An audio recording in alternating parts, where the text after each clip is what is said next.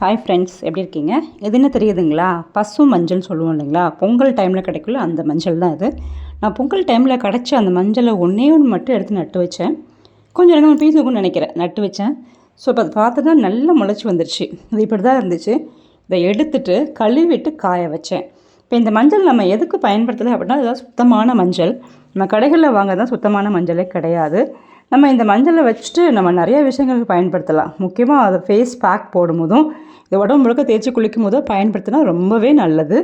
இதை நம்ம நைட்டில் பாலில் போட்டு குடித்தோம் அப்படின்னாக்கா நமக்கு எந்த விதமான வியாதியும் வராதுன்னு சொல்லிட்டு சொல்லுவாங்க பெரியவங்க.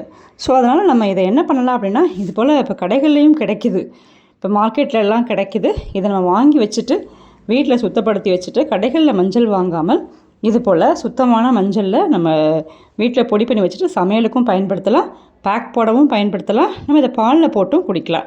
இது ரொம்பவே ஸ்கின்னுக்கு நல்லது. இதை பயன்படுத்துங்க ஃப்ரெண்ட்ஸ்.